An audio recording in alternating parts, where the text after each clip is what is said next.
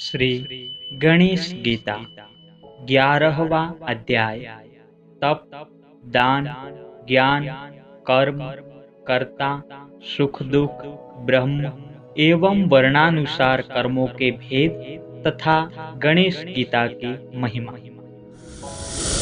श्री गणेश जी बोले, हे राजन, कायिक, वाचिक और मानसिक इन भेदों से तप भी तीन प्रकार का है।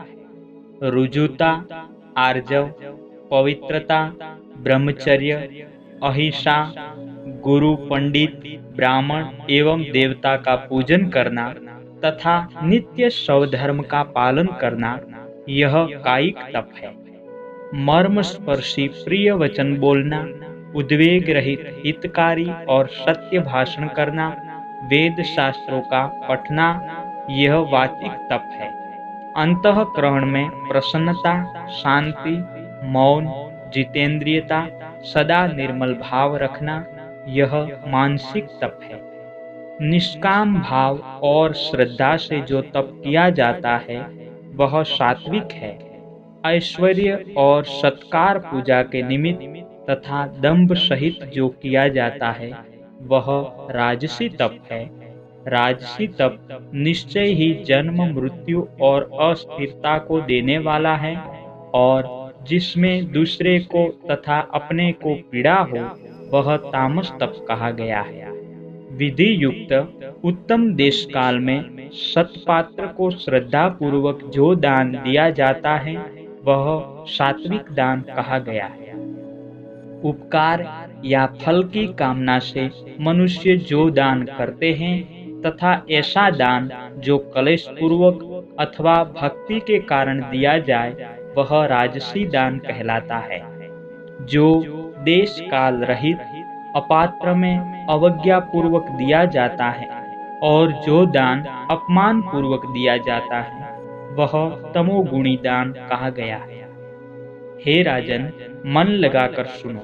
ज्ञान भी तीन प्रकार का है, कर्म और कर्ता भी तीन प्रकार के हैं, वह मैं प्रसंग से कहता हूँ। जो अनेक प्रकार के प्राणियों में एक मुझको ही देखता है तथा नाशवान भूतों में मुझ नित्य को जानता है, हे राजन, वह सात्विक ज्ञान है। जो अनेक उन भूतों से मुझे पृथक भाव का आश्रय लेकर और अव्यय जानते हैं, इस ज्ञान का नाम राजस है।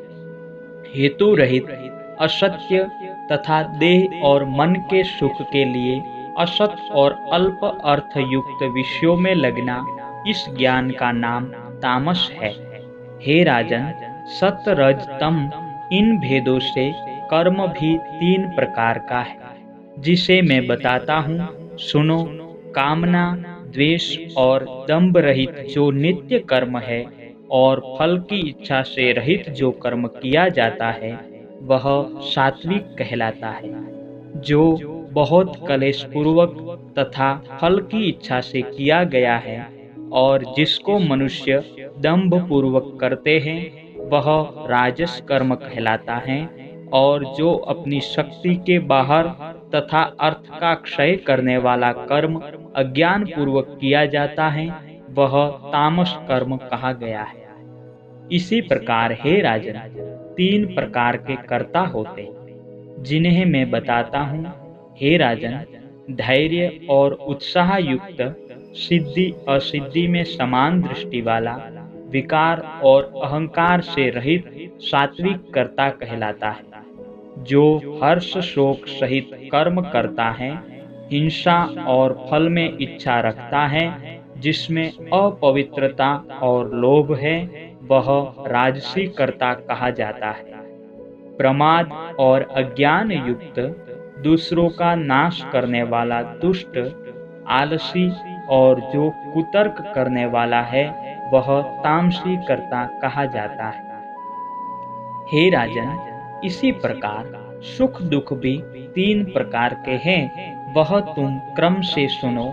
इनके भी सात्विक, राजस, तामस भेद है, इन्हें मैं कहता हूँ। जो पहले तो विष के समान प्रतीत हो, किंतु दुख का अंत करने वाला हो और मनोवृत्ति से इच्छा किया हुआ जो अंत में आम्रवत के समान हो तथा जो अपनी बुद्धि को आनंद देने वाला हो, वह सात्विक सुख कहा गया है। विषयों का जो भोग प्रथम तो अमृत के समान विदित हो और अंत में विष के समान फल दे, उसे राजसी सुख कहते हैं। जो तंद्रा तथा प्रमाद से उत्पन्न हुआ हो, आलस्य से भरा हुआ हो तथा अपने को सदा मोह उत्पन्न करता हो, उसका नाम तामसी सुख है। ऐसा कोई भी प्राणी नहीं है जो इन तीनों गुणों से मुक्त हो। हे राजन, ब्रह्म भी ओम तत्सत इस भेद से 3 प्रकार का है, और हे राजन, इस त्रिलोकी में सब कुछ 3 होकर ही व्याप्त है। ब्राह्मण, क्षत्रिय और वैश्य, शूद्र ये स्वभाव से ही भिन्न कर्म करने वाले हैं।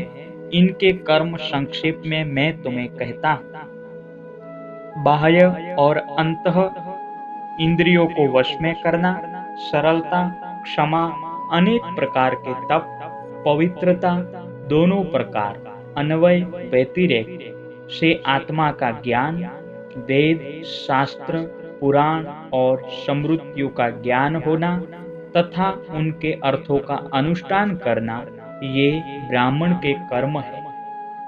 दृढ़ता, शूरता, चतुरता, युद्ध से पलायन न करना, शरणागत की रक्षा, दान, धैर्य, स्वाभाविक तेज, प्रभुता, मन की उदारता, अच्छी नीति, लोकपालन तथा राज्यपालन के 5 कर्मों में अधिकार, ये क्षत्रियों के स्वाभाविक कर्म है।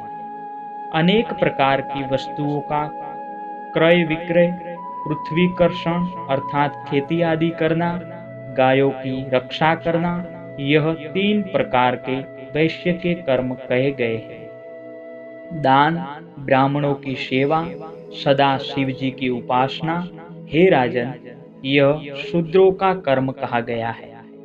हे राजन, ये सब वर्ण अपने अपने कर्म यथावत करते हुए और संपूर्ण कर्म मुझे अर्पण करते हुए मेरी कृपा से निश्चल परम स्थान को प्राप्त करते हैं। प्रिय राजन, इस प्रकार तुम्हारे स्नेह से मैंने अंग उपांग सहित विस्तार पूर्वक अनादि सिद्ध योग का वर्णन किया। यह योग परमोत्तम है। हे राजन, मेरे द्वारा कहे गए इस योग को धारण करो और किसी से इसे मत कहो। तुम इसे गुप्त रखोगे तो परम उत्तम सिद्धि को प्राप्त करोगे। व्यास जी बोले, इस प्रकार प्रसन्न चित्त महात्मा गणेश जी के वचन सुनकर राजा वरेण्य ने उनके वचन के अनुसार आचरण किया।